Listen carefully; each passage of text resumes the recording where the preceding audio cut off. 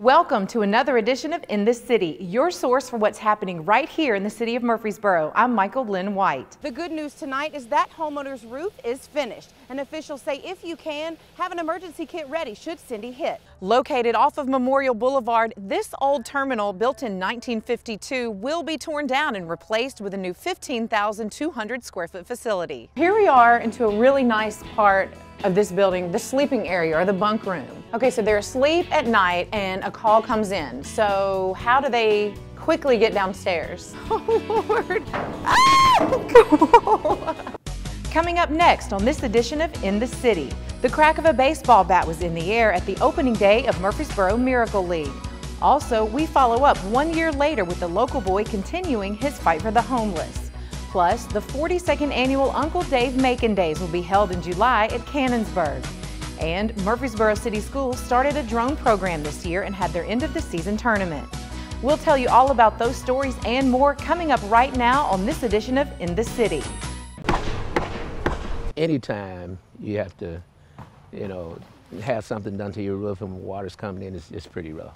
Bobby White knows that feeling all too well. He's still repairing damage from last month's storms. He's hoping roofers finish the job. Unfortunately, they've had to take breaks. As a matter of fact, they left this morning, now they came back after it stopped raining.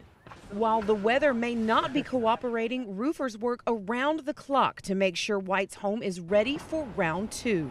I wasn't really nervous then until they said it might come this way. So that's when I got nervous. The last thing he wants is for rainwater from Cindy to get inside. He says he's lucky to have crews on his roof. His neighbors aren't so lucky. They're using tarps to shield their storm-damaged homes. My heart goes out to those who's having problems, especially the kind of problems we're having when a tornado or any type of windstorm come through. And so we need to get ready for Miss Cindy. The good news tonight is that homeowner's roof is finished. And officials say if you can, have an emergency kit ready should Cindy hit. Reporting in Midtown, I'm Lynn White. The new terminal is the first impression those flying in have of the city, and officials say the importance and economic impact the airport provides is much larger than most realize. Direct economic impact was something like, and indirect was something around $70 million a year that comes in through this airport and goes out into the community. Construction begins in January 2019 and is scheduled to be completed early 2020. Reporting for City TV, Lynn White. The Rutherford County Blacksmith Association has been around since the 70s, but there's nothing outdated about this old but still relevant profession. So if you take a class from me, it's all going to be technique. How you apply that technique, that's very much on you. So you're going to come, typically my class is going to be, we're going to make the tool, then we're going to use the tool to make the job. Folks come from all around to attend these special classes designed for those already familiar with the process. I first took an interest in it because I'm old-fashioned and into homesteading and farming and things like that. And I wanted to be able to make my own tools and hardware. Anyone 16 or older can participate. If you're interested in learning more, go to rcbablacksmiths.org. Reporting for City TV, Lynn White. Noah had a simple request. He wanted to somehow help the homeless. And I told my mom, how can we help? She says, well, we can make goodie baskets and we can just provide them with some food. Soon, Noah's family and friends got involved, and his church, Allen Chapel, gave him a place to store his things. All the clothes that I have, all the hangers that I got from families, and here's the shoes that we all got from people who donated, including some of my family members. Noah's hard work got the attention of Murfreesboro's Vice Mayor Madeline Scales Harris. She invited Noah to attend a city council meeting to tell the council about his work and lead the prayer and pledge of allegiance. A couple of weeks ago, I met the most motivating and inspiring young man I think I've ever met in my life, and I'm going to call him up, Noah Gaines. Every fourth Saturday, we would go to the church and we would always feed and clothe the homeless. After Noah's touching prayer and pledge, something happened that surprised everyone. Y'all repeat a couple of minutes, 2 minutes. I was just going there just to say the Pledge Allegiance and the speech and tell what I was doing with my ministry.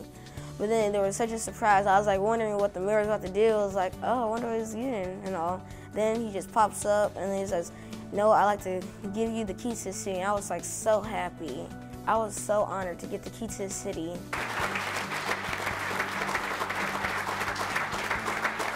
We ought to just adjourn the meeting right now.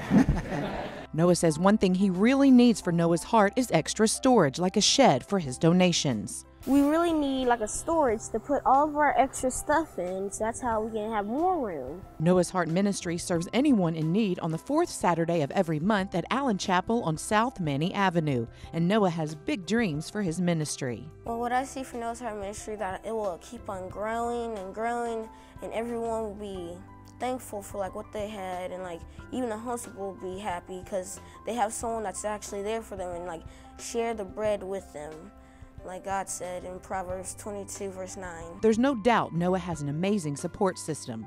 This exceptional young man gives credit to the wonderful women who've raised him. Thank you, Mom, my grandma, for always being there for me and helping me through the tough times when I actually did need them. And I just want to thank them so much for even raising me. It shaped me into the boy I am right now. We are here at the new Fire Station 4 off of Medical Center Parkway. I'm Michael Lynn White, and I'm here with Battalion Chief Brian Lowe, and he is going to give us a behind-the-scenes tour of the new station. We're really excited about it. Brian, thank you. Thank you for being here today. Oh, gosh. Ah! Oh, Lord. Ah!